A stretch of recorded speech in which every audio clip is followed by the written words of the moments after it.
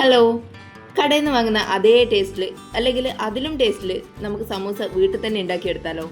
നോമ്പ് തുറ സമയത്തോ അല്ലെങ്കിൽ വീട്ടിൽ ഗസ്റ്റ് എല്ലാം വരുന്ന സമയത്ത് എളുപ്പത്തിൽ ഉണ്ടാക്കാൻ പറ്റിയ ഒരു അടിപൊളി റെസിപ്പിയാണ്. വീഡിയോ മുഴുവനായിട്ട് കണ്ടിട്ട് ഇഷ്ടപ്പെട്ടിട്ടുണ്ടെങ്കിൽ ഒന്ന് ലൈക്ക് ചെയ്ത് സബ്സ്ക്രൈബ് ചെയ്യണേ. ഇനി ഇതെങ്ങനെയാണ് ഉണ്ടാക്കാൻ നോക്കാം.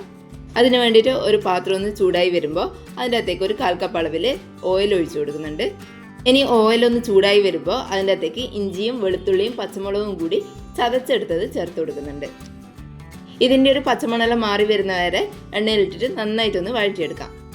ഞാനിവിടെ ഒരു 50 സമൂസ ഉണ്ടാക്കുന്നതിൻ്റെ അളവിലാണ് എടുത്തിട്ടുള്ളത്. കുറച്ചുണ്ടാക്കുന്നതാണെങ്കിൽ നമ്മൾ വീട്ടിലെ ആവശ്യത്തിന് വേണ്ടിയിട്ട് മാത്രം ഉണ്ടാക്കുന്നതാണെങ്കിൽ ഇതിൻ്റെ അളവൊന്ന് കുറച്ചെടുത്താൽ മതിയാവും. ഇഞ്ചി വെളുത്തുള്ളിൻ്റെ എല്ലാം പച്ചമണെല്ലാം മാറി വരുന്ന സമയത്ത് ഇതിൻ്റെ അകത്തേക്ക് നമ്മൾ അരിഞ്ഞു വെച്ചിട്ടുള്ള സവാള ചേർത്ത് കൊടുക്കാം. സവാള ചെറുതായിട്ടാണ് അരിഞ്ഞെടുത്തിട്ടുള്ളത്. ഇനി ഇത് നന്നായിട്ടൊന്ന് വഴറ്റി കൊടുക്കാം. സവാളയൊന്ന് പെട്ടെന്ന് വഴന്ന് കിട്ടാൻ വേണ്ടിയിട്ട് 1 ടേബിൾ സ്പൂൺ ഉപ്പും കൂടി ചേർത്ത് കൊടുക്കുന്നുണ്ട്. ഇനി ഇതൊന്ന് വാടി വരുന്നവരെ നന്നായിട്ടൊന്ന് വഴറ്റിയെടുക്കാം.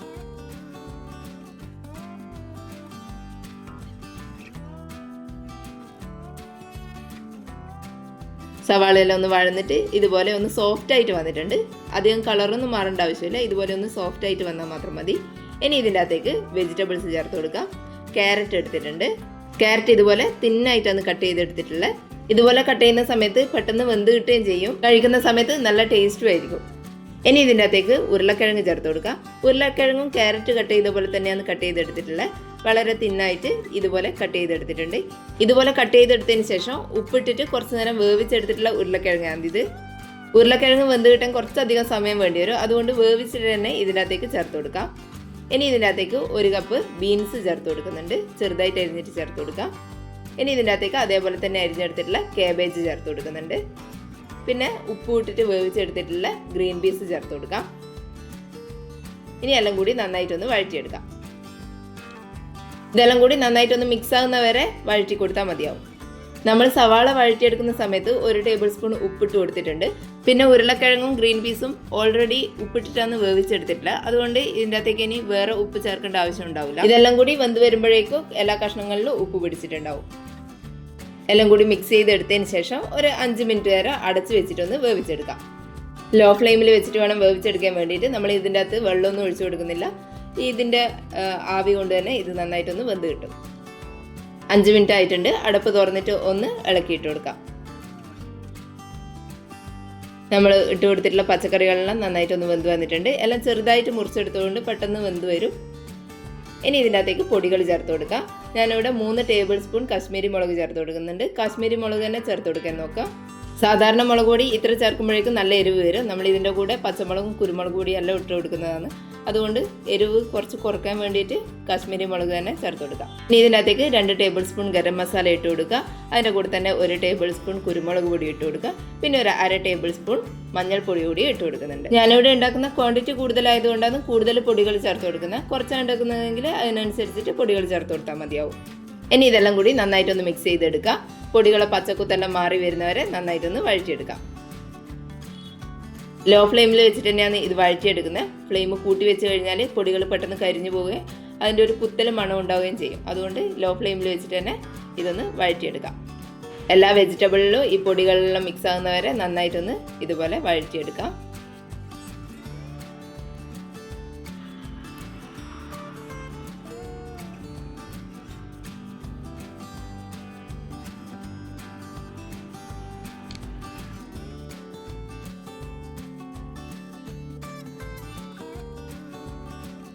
പൊടികളെ പച്ചച്ചവയെല്ലാം മാറി നന്നായിട്ടൊന്ന് വഴന്നു വന്നിട്ടുണ്ട്. ഇനി ഇതിൻ്റെ അകത്തേക്ക് കുറച്ച് കറിവേപ്പില ഇട്ട് കൊടുക്കാം. കറിവേപ്പിലയും കൂടി ഇട്ടിട്ട് ഒന്ന് മിക്സ് ചെയ്ത് കൊടുക്കാം. ഇതിൻ്റെ കൂടെ തന്നെ വേണമെങ്കിൽ മല്ലിയില കൂടി ചെറുതായിട്ട് അരിഞ്ഞിട്ട് ഇട്ട് കൊടുക്കാം. മല്ലിയിലേൻ്റെ ടേസ്റ്റ് ഇഷ്ടമുള്ളവർക്കാണെങ്കിൽ അങ്ങനെ ഇട്ട് കൊടുക്കാം. ഇനി ഇതിൻ്റെ അകത്തേക്ക് കുറച്ച് പെരിഞ്ജീരകം പൊടിച്ചത് ചേർത്ത് കൊടുക്കാം. 1/2 ടേബിൾ സ്പൂൺ പെരിഞ്ജീരകം പൊടിച്ചത് ചേർത്ത് കൊടുക്കുന്നുണ്ട്.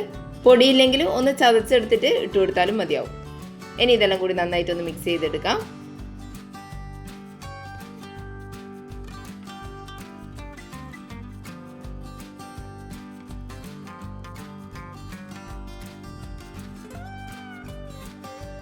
ഇനി ഇത് ഒന്നും കൂടി ഒരു 5 മിനിറ്റ് നേരം അടച്ചു വെച്ചിട്ട് ലോ ഫ്ലെയിമിൽ ഒന്ന് കുക്ക് ചെയ്തെടുക്കാം. ഇനി ഒരു പാത്രത്തിലേക്ക് ഒരു 1/2 കപ്പ് മൈദ ചേർത്ത് കൊടുക്കുന്നുണ്ട്. അതിൻ്റെ അകത്തേക്ക് കുറച്ച് വെള്ളം ഒഴിച്ചു കൊടുത്തിട്ട് ഒരു തിക്ക് പേസ്റ്റ് ആക്കിയിട്ട് വെക്കാം. നമ്മൾ സമൂസ ഷീറ്റ് മടക്കിയെടുക്കുന്ന സമയത്ത് അതിൻ്റെ സൈഡിലൊന്ന് ബ്രഷ് ചെയ്ത് കൊടുക്കാൻ വേണ്ടിയിട്ടാണ്. അധികം ലൂസും ആയി പോകാണ്ട് കുറച്ച് കട്ടിയിൽ തന്നെ ഇതൊന്ന് കലക്കിയെടുക്കാം.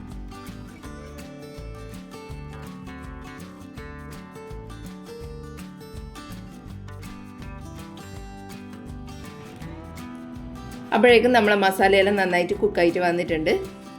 ഇനി ഇതിൻ്റെ ഫ്ലെയിം ഒന്ന് ഓഫ് ചെയ്തിട്ട് ഒന്നും കൂടി മിക്സ് ചെയ്തെടുക്കാം.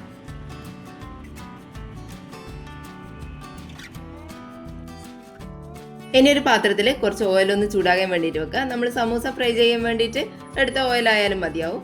ഇനി അതിൻ്റെ അകത്തേക്ക് കുറച്ച് സമൂസ ഷീറ്റ്സ് ചെറുതായിട്ടൊന്ന് കട്ട് ചെയ്തെടുക്കുക. അത് ഈ തിളച്ച എണ്ണയിലേക്ക് ഇട്ട് കൊടുത്തിട്ട് ഒന്ന് ഫ്രൈ ചെയ്തെടുക്കാം. പെട്ടെന്ന് തന്നെ ഇതൊന്ന് മൊരിഞ്ഞ് വരും. കളറെല്ലാം മാറി വരുന്ന സമയത്ത് ഇത് എണ്ണേൻ്റെ അകത്തുനിന്ന് കോരി മാറ്റാം. നന്നായിട്ട് കളർ മാറി വരുമൊന്നും വേണ്ട. ചെറുതായിട്ട് ഒരു ഗോൾഡൻ കളറായി വരുന്ന സമയത്ത് തന്നെ ഇതുപോലെ കോരിയെടുക്കാം. മുഴുവനും കോരിയെടുത്തതിന് ശേഷം നമുക്കിത് നമ്മൾ ഉണ്ടാക്കി വെച്ചിട്ടുള്ള മസാല എൻ്റെ അകത്തേക്ക് ഇട്ട് കൊടുക്കാം. ഇതുപോലെ ഇട്ട് കൊടുക്കുന്ന സമയത്ത് നമ്മുടെ ഫില്ലിങ്ങിന് നല്ല ടേസ്റ്റ് ഉണ്ടാവും. അതുകൊണ്ട് ഇതെന്തായാലും ഇട്ട് കൊടുക്കാൻ നോക്കാം. ഇനി ഇതെല്ലാം കൂടി നന്നായിട്ടൊന്ന് മിക്സ് ചെയ്തെടുക്കാം.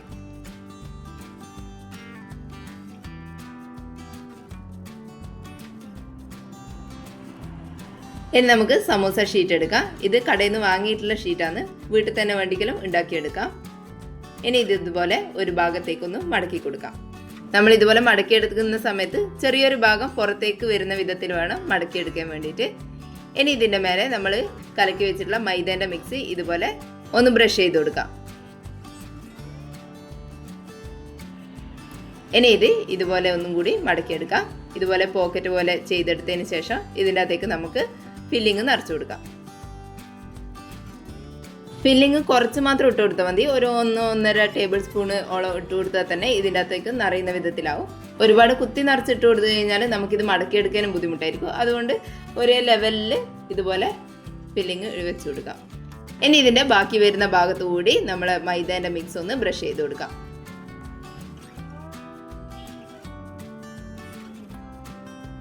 ഇനി ഇതുപോലെ ഒന്ന് മടക്കിയെടുക്കാം. സമൂസേൻ്റെ ഒരു ഷേപ്പിലേക്ക് ഇതുപോലെ ഒരു ഭാഗത്ത് നിന്ന് ഇങ്ങോട്ടേക്ക് മടക്കിയിട്ട് ബാക്കി വരുന്ന ഭാഗം അപ്പുറത്തെ സൈഡിലേക്ക് ഒന്ന് മടക്കി വെച്ച് കൊടുക്കാം. നമ്മൾ മൈദേൻ്റെ പേസ്റ്റ് ഇതുപോലെ ബ്രഷ് ചെയ്ത് കൊടുക്കുന്നതുകൊണ്ട് പെട്ടെന്ന് ഇത് ഒട്ടിച്ചെടുക്കാൻ പറ്റും. ഇതുപോലെ സമൂസേൻ്റെ ഒരു ഷേപ്പിലാക്കിയിട്ട് എടുക്കാം. ഇതുപോലെ ബാക്കിയുള്ളതും കൂടി ചെയ്തെടുക്കാം. ഇത് ആദ്യം 1-2 തവണ ചെയ്യുന്ന സമയത്തെ കുറച്ച് കൺഫ്യൂഷൻ ഉണ്ടാകാൻ സാധ്യതയുള്ളൂ. പിന്നെ പെട്ടെന്ന് ഇതുപോലെ മടക്കിയെടുക്കാൻ പറ്റും. നമ്മൾ നിറച്ചു കൊടുക്കുന്ന ഫില്ലിങ് പുറത്തേക്ക് വരാത്ത വിധത്തിൽ ഹോളൊന്നും ഇല്ലാണ്ട് ഇതൊന്ന് മടക്കിയെടുക്കാം.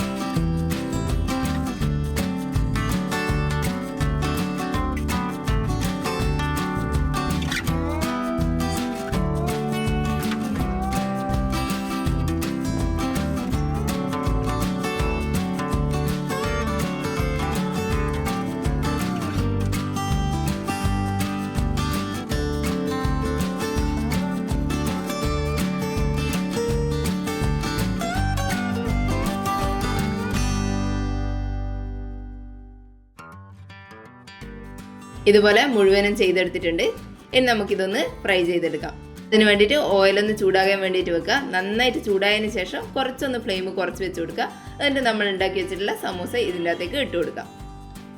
എണ്ണേൻ്റെ ചൂട് ഇമ്പോർട്ടൻ്റ് ആണ്. നമുക്കിതൊന്ന് പുറം ഭാഗം മാത്രം ഒന്ന് ഫ്രൈ ആയിട്ട് വരികയേ വേണ്ടൂ. ഉള്ളിലുള്ള ഫില്ലിംഗ് എല്ലാം ഓൾറെഡി നന്നായിട്ട് വെന്ത് വന്നിട്ടുള്ളതാണ്. അതുകൊണ്ട് പുറം ഭാഗം ഒന്ന് ഗോൾഡൻ കളറായി വരുന്ന സമയത്ത് തന്നെ നമുക്കൊന്ന് മറിച്ചിട്ട് കൊടുക്കുക. ഇത് പെട്ടെന്ന് ഫ്രൈ ആയിട്ട് വരും. സമൂസ ഷീറ്റ് വളരെ തിന്നായിട്ടുള്ള ഷീറ്റാണ്. അതുകൊണ്ട് പെട്ടെന്ന് ഫ്രൈ ആയിട്ട് വരും.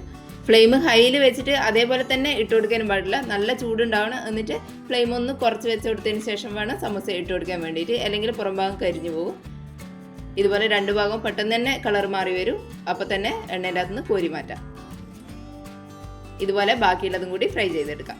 നമ്മളൊരു 5-6 എണ്ണല്ലോ ഒരുമിച്ചിട്ടാണ് ചെയ്തെടുക്കുന്നതെങ്കിൽ അവസാനത്തെ ഇടുമ്പോഴേക്കും ആദ്യം നമ്മൾ ഇട്ട് കൊടുത്തത് കളർ മാറി വന്നിട്ടുണ്ടാവും. അത്ര സമയം വേണ്ടു ഇതൊന്നും ഫ്രൈ ആയിട്ട് വരാൻ വേണ്ടിയിട്ട്. അപ്പോൾ തന്നെ ഇതൊന്ന് മറിച്ചിട്ട് കൊടുക്കുക. നമ്മൾ കടയിൽ നിന്നെല്ലാം വാങ്ങുന്ന സമൂസ ഇതിലും കുറച്ച് ഡാർക്കായിട്ടായിരിക്കും ഉണ്ടാവുക. അതിലും നല്ലത് ഇതുപോലെ കുറച്ച് ഗോൾഡൻ കളറിൽ തന്നെ ഫ്രൈ ചെയ്തെടുക്കുന്നതായിരിക്കും. സമൂസയെല്ലാം എപ്പോഴും പുറത്തുനിന്ന് മാത്രം വാങ്ങുന്നവർ ഇതുപോലെ ഒന്ന് വീട്ടിലും കൂടി ഉണ്ടാക്കി നോക്കും. നല്ല ടേസ്റ്റാണ്.